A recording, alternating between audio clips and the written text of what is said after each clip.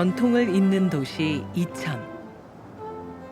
이천이라는 명칭은 큰 하천을 건너면 이롭다는 뜻의 이섭대천에서 따온 것으로 고려를 세운 태조 왕건이 명칭을 하사한 이래 오늘날까지 지명으로 사용되고 있습니다.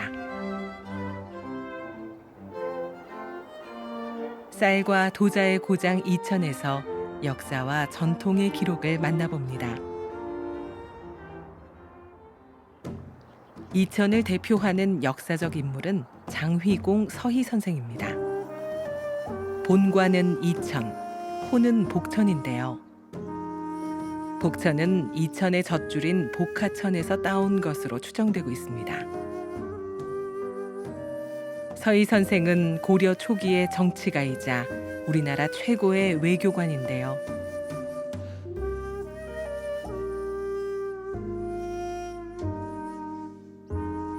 거란의 소손령이 80만 대군을 앞세우고 고려를 침공할 당시 뛰어난 협상력을 발휘해 전쟁의 위기를 넘겼습니다. 서희 역사관 내부에는 서희 선생의 일대기와 함께 고려의 시대 상황, 외교의 중요성을 알 수 있는 다양한 자료들이 전시되어 있습니다.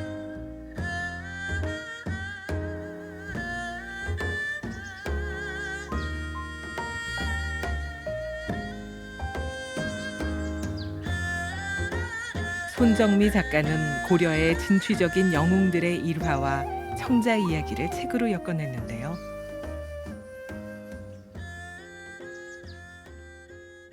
그 당시에 이제 거란이 고려에 쳐들어왔지 않습니까? 그때 고려의 상황이 송나라라고 하는 강대국, 또 거란이 세운 요나라 두 강대국 사이에서 낀 나라였어요. 그런 시대 상황이 지금 한반도 상황하고 저는 굉장히 흡사하다라고 봤거든요.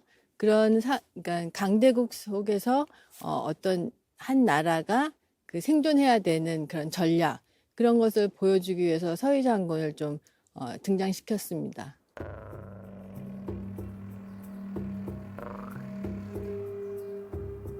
긴박한 국제 정세 속에서 무력 충돌 없이 적을 회유했던 서희 선생인데요.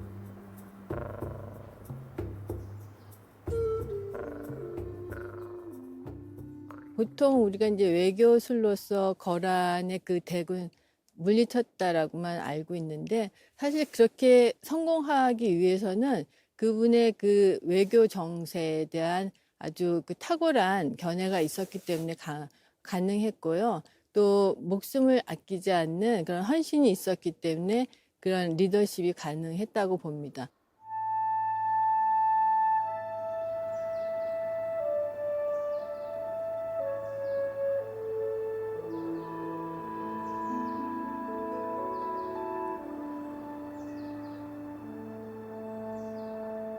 서희 선생의 영정을 모시고 추모하는 공간입니다.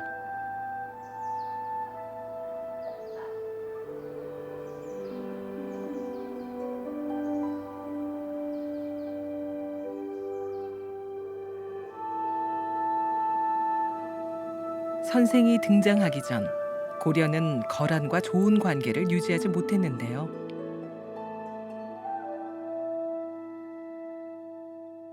서희 선생님이 태어나신 942년에는 거란에서 사신과 함께 낙타 50마리를 보내왔었는데, 사신은 섬으로 유배 보내고 낙타는 만복에다가 묶어서 굶겨 죽인 사건이 있었습니다. 그 사건 이후로 980년대까지 굉장히 사이가 좋지 않았습니다. 서희 선생의 등장 이후 고려의 외교는 큰 전환점을 맞게 됩니다.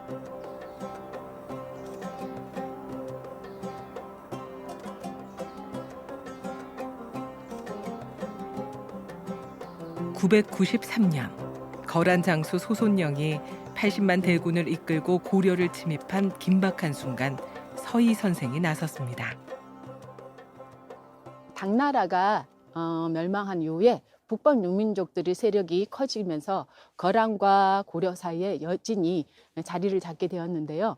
이 여진족들이 고려와 거란의 민족들을 이렇게 약탈하면서 생활하고 있었습니다. 그러다 보니 거란과 협상에서는 이 여진족들이 중간에 있어서 거란과 교류하지 못하였다라고 협상을 했고, 그 협상 덕분에 여진족은 모두 토벌하고 그리고 강동 6주까지 얻을 수 있는 상황까지 만들었습니다.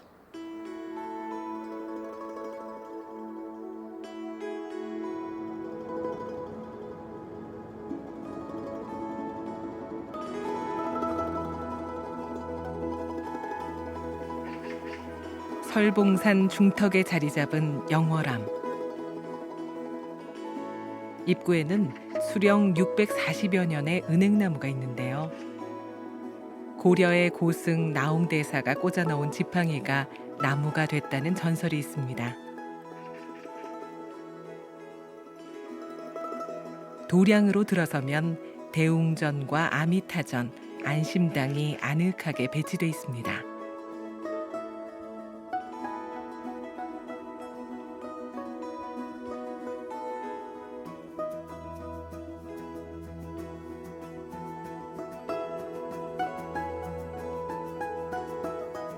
영월암은 세상을 떠난 이들의 영혼을 극락으로 보내기 위한 천도제를 자주 치르는 천도 도량입니다.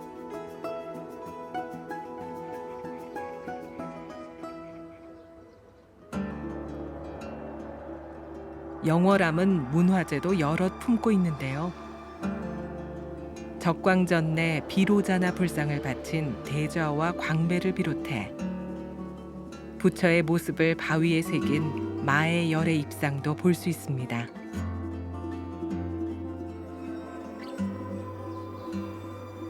후덕하고 평온한 인상, 투박하고 친근한 풍모가 영월암과 잘 어울립니다.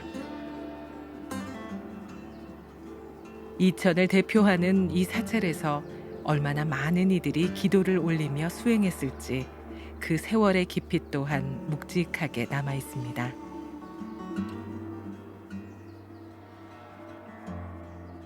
영월암은 그 1300년 된 오래된 천년 고찰입니다.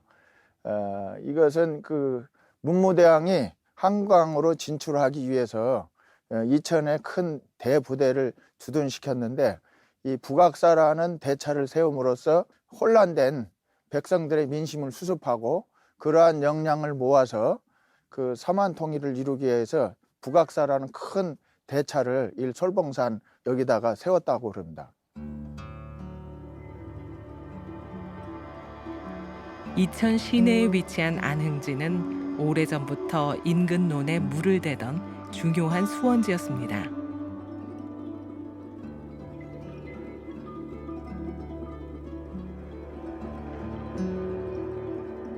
안흥지에 있는 정자 애련정은 수많은 명사와 시인들이 찾아와 시를 남길 정도로 아름다운 곳이었는데요.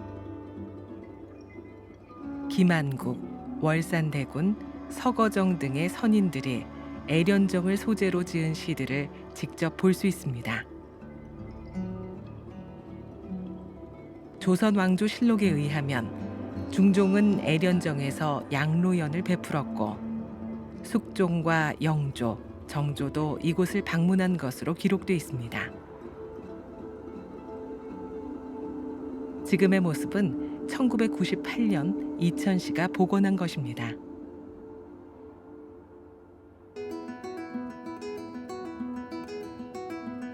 이천 온천은 약재가 귀하던 시절 효험을 얻으면서 유명해졌습니다. 조선시대에는 백성들이 각종 피부질환으로 목숨을 잃는 일이 잦았는데, 온천은 민간에서 가장 쉽게 피부병을 치료할 수 있는 수단이었습니다.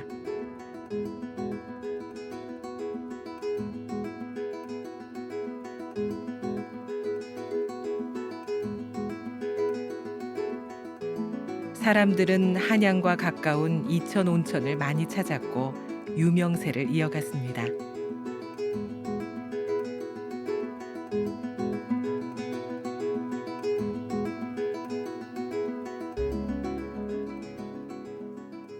옛날부터 논에서 온수가 솟아난다 하여 온천 뱀이로 불렸습니다.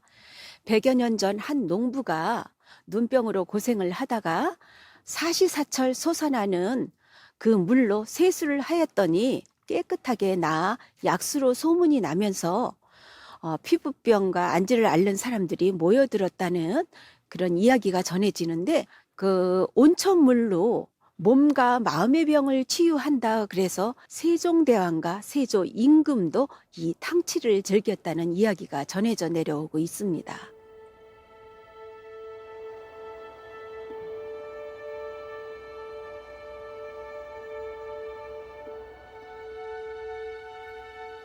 천연기념물 제381호인 반룡송은 하늘에 오르기 전에 땅에 서리고 있는 용이라는 뜻의 이름을 가지고 있습니다.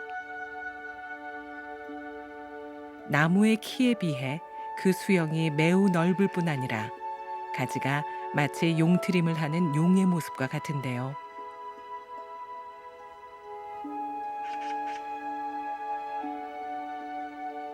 기묘하게 비틀려 엉겨 있는 이 모습은 생물학적 자료로서도 가치가 높은 나무입니다.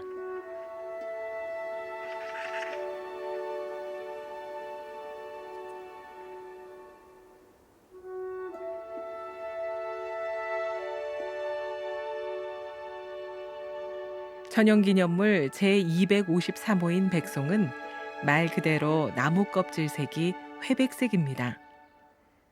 이천 백송은 수령이 200여 년 정도로 추정되는데 키가 16m에 이르고 줄기 둘레는 2.3m에 달하는 큰 나무입니다. 하늘로 곧게 뻗은 가지는 시원한 모습이지만 동시에 육중한 느낌을 전해주고 있습니다. 백송은 수령이 230년에서 260년으로 보고 있습니다. 귀한 나무로 여겨 궁궐이나 정원에 심었다고 전해지는데, 중국을 자유롭게 왕래하던 사신들이나 중국인들과 교류 관계를 맺었던 선비들에 의해 우리나라에 들어오게 되었습니다. 드넓은 곡창지대를 품은 이천은 오래전부터 나라가 국운을 걸었던 요충지였습니다. 이천의 진산인 설봉산은 백제, 고구려, 신라가 격전을 벌였던 기록을 담고 있는데요. 설봉산성은 4세기 후반 백제에 의해 축성된 석성으로 추정되고 있습니다.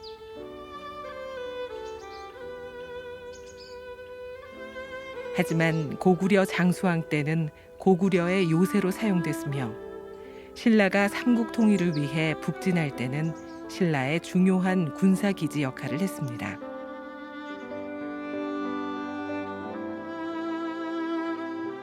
설봉산 정상에는 군기를 꽂았던 바위와 돌싸움에 사용됐던 돌무더기가 남아 있습니다. 설봉산의 명물인 칼바위도 볼 수 있는데요. 사방이 훤히 트인 이곳에 서서 적을 조망하던 옛 장수의 기계를 느껴봅니다.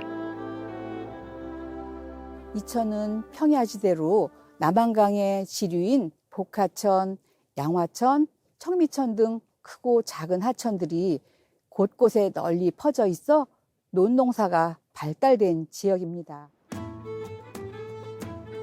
쌀은 벽시 고르기에서 탈곡까지 사람 손이 88번 간다는 귀한 곡식인데요. 이천 쌀은 조선 성종 때부터 임금님 수라상에 진상했던 것으로 기록돼 있습니다. 또한 1825년에 간행된 농서 행포지에는 이천에서 생산한 쌀이 좋다는 기록도 남아 있습니다.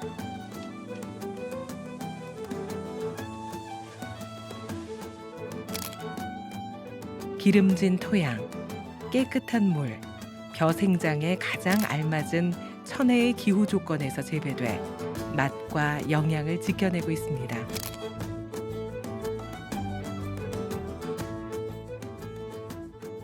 지리적으로 일교차가 크기 때문에 벼가 익어가는 시기 등숙기에 일교차가 크면 클수록 미질에 좋은 영향을 주고 있고요. 분지형 모양새를 갖춘 이천은 외부 오염의 유입이 적은 지역인데다 일조량이 많아 완전미 생산에 유리한 조건을 갖추고 있습니다. 덕분에 쌀 생산의 고장으로 자리 잡았는데요. 깨끗한 물로 조심스레 씻어낸 쌀, 돌솥에 담아 불에 올립니다.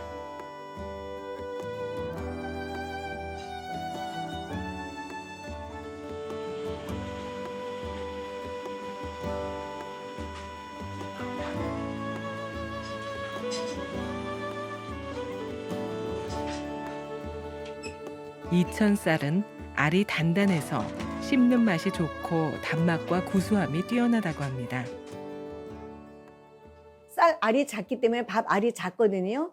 근데 그 쌀이 알이 작지만 단단해요. 단단해서 씹어보면 그 속에 들어갔을 때 밥 알에 그 안에는 상당히 부드럽고 쫄깃거리고 단맛도 나고 구수한 맛도 나고 그래요.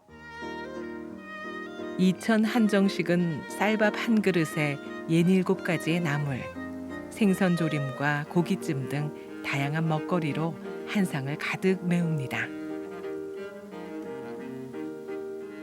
수라상에 진상했던 이천 쌀이라는 자부심과 함께 옛 모습을 재현하기 위해 노력하고 있습니다. 이밥이라는 거는 원래 어원적으로 보면 잎쌀입니다. 잎쌀인데 잎쌀이라는 게 여러 가지 쌀이 있겠지만 그중에서 특히 우리가 먹는 벼로 만든 쌀, 하얀 쌀을 잎쌀이라 불렀죠. 이천 쌀로 만든 떡도 풍미가 남달라야 합니다. 이천 쌀을 가래떡으로 뽑으려면 여러 단계를 거쳐야 하는데요.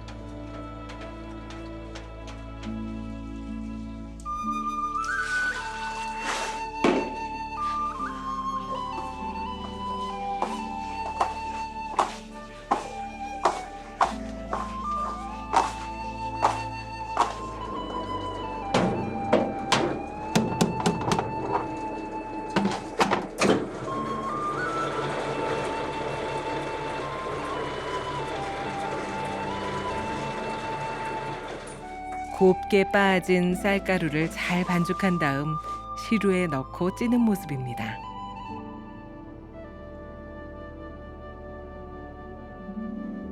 쌀에 따라서 다양한 맛이 나오는데요. 좋은 쌀로 하면 역시 맛도 좋습니다. 이천 쌀로 만든 떡이라는 수식어에 맞게 품질과 자부심을 높이기 위해 애쓰고 있습니다.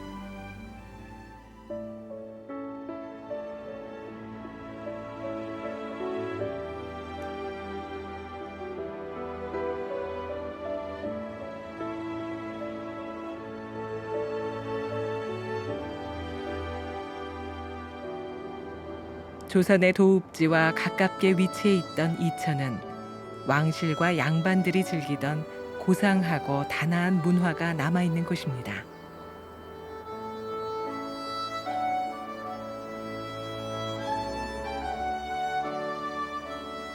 가장 대표적인 것이 바로 도자기인데요.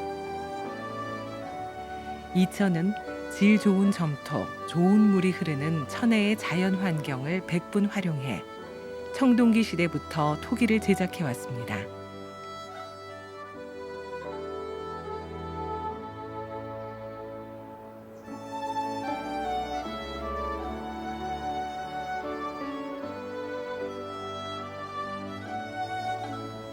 삼국시대에는 좀 더 단단한 경질 토기를 완성시켰고 9세기에서 10세기경에는 중국에 이어 세계에서 두 번째로 청자와 백자를 만들어냄으로써 고품격 도자 문화를 꽃피웠습니다.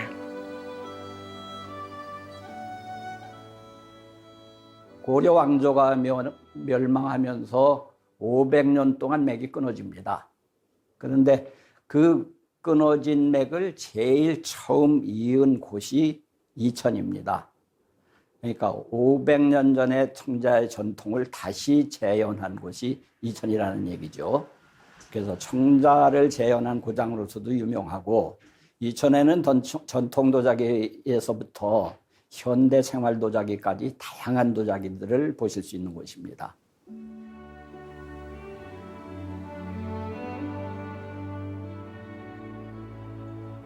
고려의 우수한 공예 기술과 문화는 비색청자와 상감청자, 진사청자를 탄생시켰고 고려청자를 세계 최고 수준으로 끌어올렸습니다.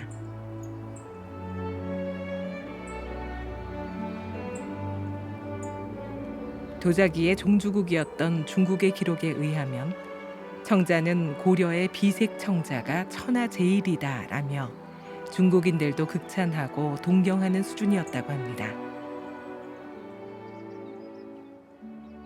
고려 청자가 유명한 이유는 당연히 소위 고려 비색이라고 일컬어지는 아주 오묘한 푸른 빛깔에 있습니다. 그 밖에도 운항문을 비롯한 그 문양이라든지 그다음에 간결하고 그 단아한 형태미라든지 이런 것들이 고려 청자의 특징이라고 할 수 있는데요. 무엇보다도 고려 청자는 상강기법이라고 해서 전 세계 어느 나라에서도 어느 지역에서도 볼 수 없었던 독특한 기법을 창안해낸 것으로 유명합니다. 도자기를 빚는 예술인들이 많이 살고 도자 산업 전반에 대한 인프라가 잘 구성되어 있는 이천은 2010년 7월 유네스코 창의 도시로 선정됐습니다.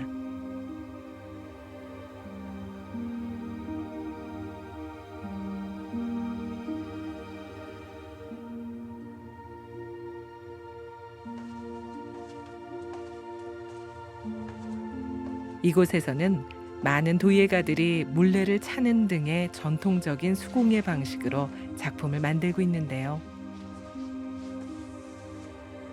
전통 도예의 기법과 공정을 끊임없이 연구하고 실천해 나가기 위해서입니다.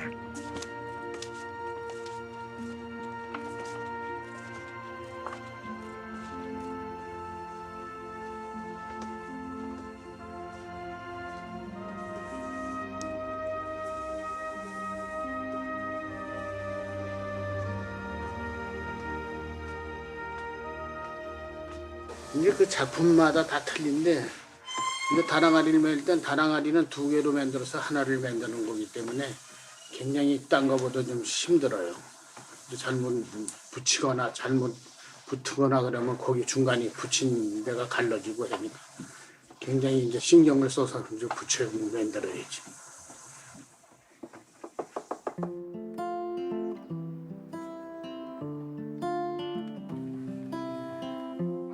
세계가 인정한 이천의 도자기. 우리의 전통을 계승하고 발전시켜 나가기 위한 노력은 작은 것에서부터 시작되는데요. 명장이 인정할 수 없는 작품은 가차없이 깨뜨려 버립니다.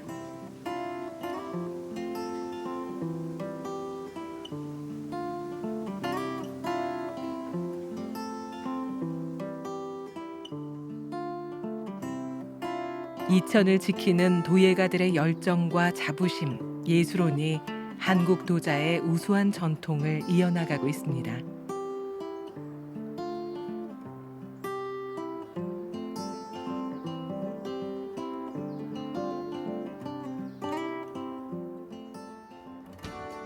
이천에는 국내 최고의 공예예술 마을이 있습니다.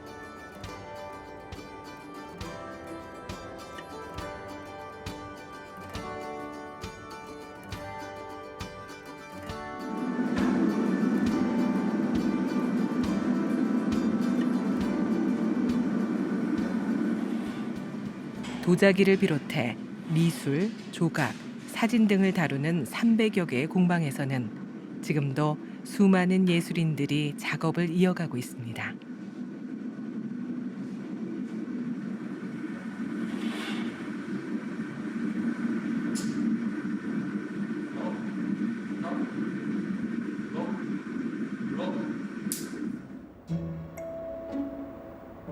상당수의 공방들이 작업 공간과 전시 공간을 운영하며 방문객들과 소통하고 있습니다.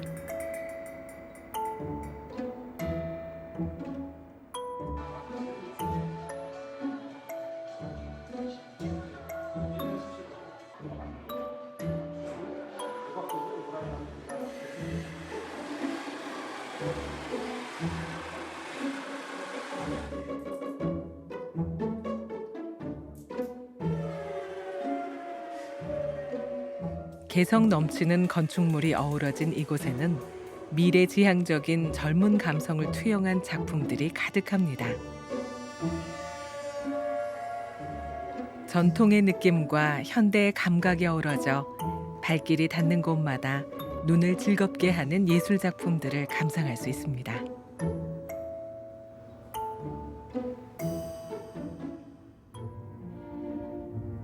천혜의 자연 환경을 품은 이천은 임금님 진상미를 생산해낸 비옥한 땅을 가졌고 최고의 도자기를 빚어내는 예술의 고장입니다.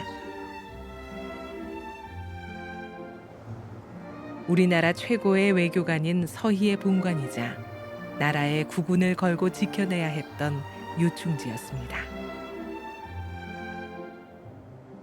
앞으로는 세계의 여러 도시들과의 문화 공유를 통해 문화 다양성을 발전시켜 나갈 이천.